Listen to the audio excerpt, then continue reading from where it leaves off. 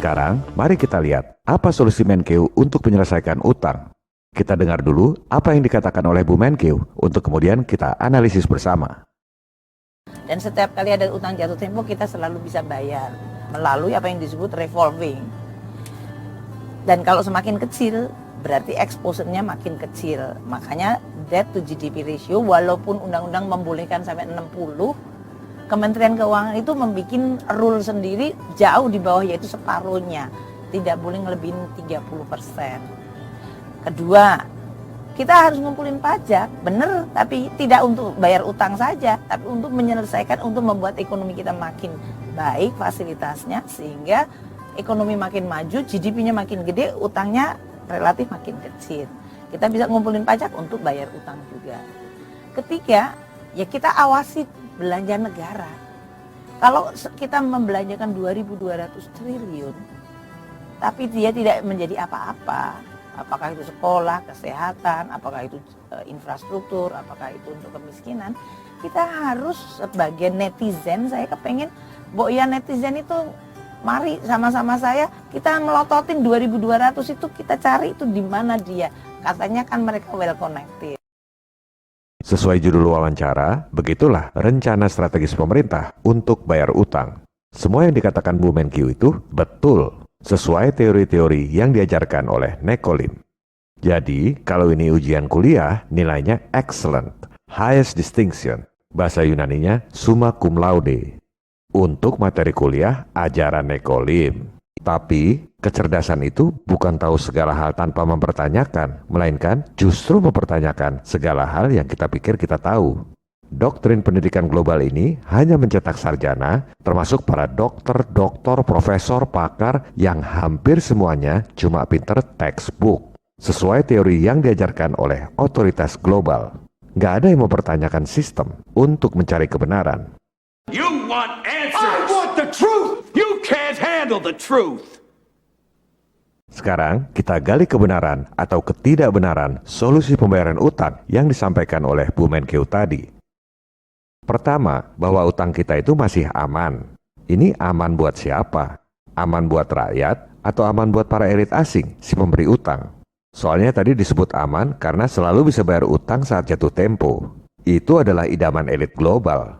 Bagi mereka, paling ideal kalau ada pejabat di pemerintahan yang bisa memastikan bayar utang tepat waktu. Kemudian disebut soal revolving. Ada banyak model revolving credit facility. Yang paling sederhana, model kartu kredit. Dikasih plafon utang, bisa ditarik atau digunakan kapan aja, selama nggak mentok plafon. Yang penting bayar bulanan. Nah, kalau fasilitas seperti ini digunakan buat bayar utang, namanya gali lubang tutup lubang. Atau model lain lagi, dari revolving credit. Misalnya, rakyat dikasih kredit 100 juta rupiah. Tiap bulan cuma bayar bunganya doang. Katakan sejuta.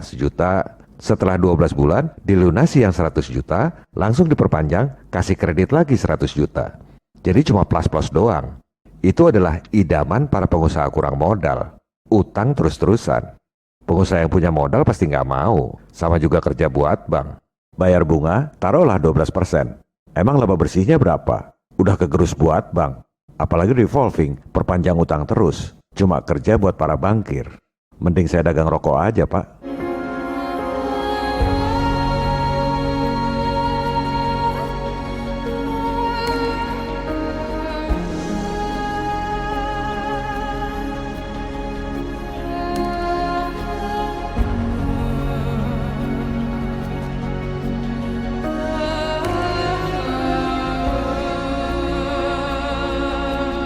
Kenapa elit global kasih fasilitas revolving?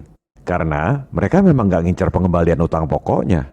Orang itu hasil penggandaan uang elektronik di perbankan, duit siluman. Yang mereka incer adalah pembayaran bunganya. Itu yang masuk kantong mereka, 373 triliun per tahun.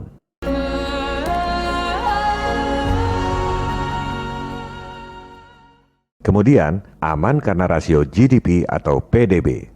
Nah, ini sesuai dengan judul episode kita. Itulah alasan yang diajarkan oleh Nekolim lewat teori-teori di sekolah. Katanya kalau ngomong harus pakai data. Oke, sekarang kita, rakyat jelata, tukang beca dan tukang sayur, kasih bukti data yang tak terbantahkan bahwa rasio GDP adalah alasan palsu supaya kita utang terus. Kita lihat data publik. GDP per kapita Indonesia $4.135. Artinya apa? Kita kurskan dulu, asumsi 14.200 sama dengan 58,7 juta rupiah per tahun. Kita bagi 12.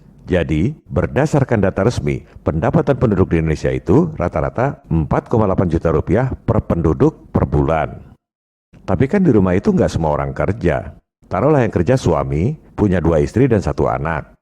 Kebalik, punya 1 istri dan 2 anak. Berarti dianggap pendapatannya 19,5 juta rupiah per bulan per keluarga. Coba lihat saudara-saudara kita di Papua. Apa pendapatannya 19,5 juta rupiah per bulan per keluarga? Atau saudara-saudara kita di NTT, apakah pendapatannya 19,5 juta rupiah per bulan per keluarga?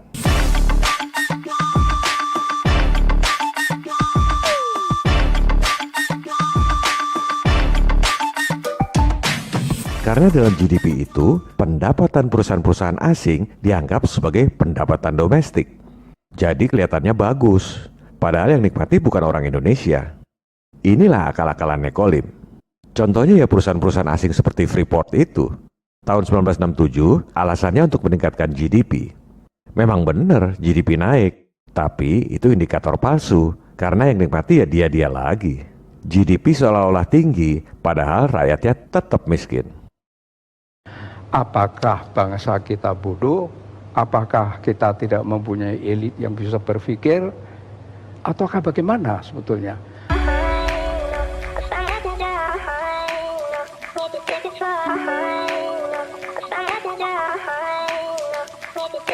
Bahwa Indonesia itu memang direkayasa, memang diengineer oleh kekuatan asing untuk menjadi terpuruk, untuk menjadi bangkrut. Sejak tahun 1967, bulan November 1967 diadakan konferensi di Jenewa, diprakarsai dan dibiayai oleh Time Life Corporation. Di sana delegasi Indonesia dipimpin oleh Pak Sultan Hamengkubuwono ke-9 dan Pak Adam Malik. Mereka adalah pimpinan yang tertinggi untuk kalau tidak mereka tidak mau bicara. Tetapi di bawahnya itu kan tim ekonomi, karena yang dibicarakan ekonomi itu lengkap sekali. Wijoyo, Didi Sastro, Muhammad Sabtli, Subroto, Emisal, semuanya lengkap dan sudah menteri semua. Tetapi counterpartnya tidak ada menterinya. Counterpartnya itu Bank Dunia, IMF, Bank Pembangunan Asia, dan pengusaha-pengusaha besar raksasa di bawah pimpinan David Rockefeller.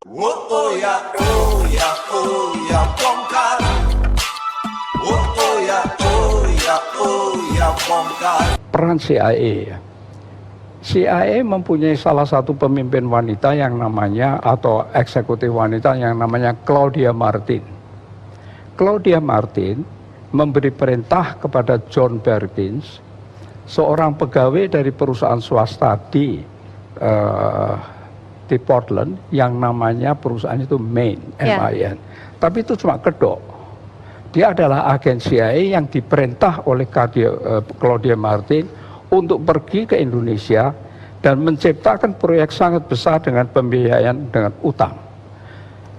Berikan justification atau pembenaran bahwa proyek itu sangat penting.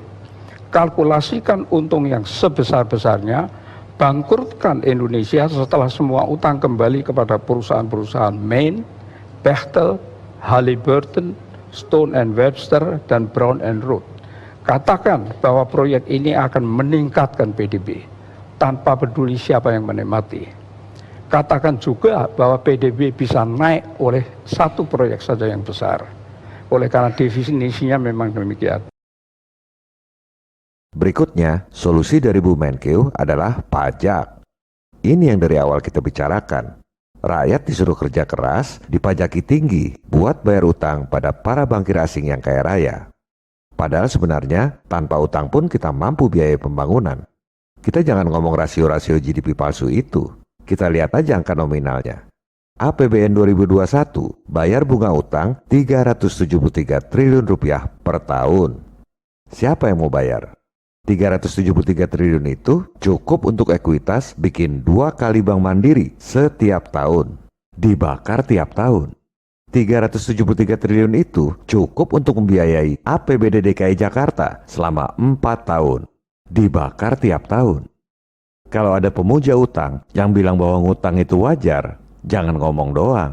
Coba bayar 1/100.000-nya aja, 373 juta tiap tahun. Mau? Saya sih nggak mau, makanya protes. Atau para pemuja utang itu bayar 10 jutanya deh, 37,3 juta rupiah tiap tahun. Mau nggak? Saya sih nggak mau, karena memang sebenarnya kita nggak perlu utang. Kita mampu biayai sendiri pembangunan. Kita akan bahas di episode 31 mendatang. Solusi ketiga dari Bu Menkyu, rakyat suruh pelototi penggunaan APBN. Loh, itu bukan tugas rakyat. Masa pejabat yang pada korupsi anggaran, rakyat yang disuruh pelototin? Rakyat sudah lapar, Bu. Kerja susah, cari duit susah, bernapas pun dibikin susah, disuruh pakai masker. Masa masih disuruh pelototin anggaran? Ngono ya ngono, ning ojo ngono. Kami berharap orang-orang secerdas Bu Sri Mulyani bisa memberi solusi konkret yang pro rakyat, bukan pro utang pada elit keuangan global. Dari ketiga hal tersebut, jelas sekali kelihatan bahwa Bu Menteri nggak punya solusi. Kami akan sampaikan solusi pembayaran utang 6.000 triliun dalam sehari pada episode 31 mendatang.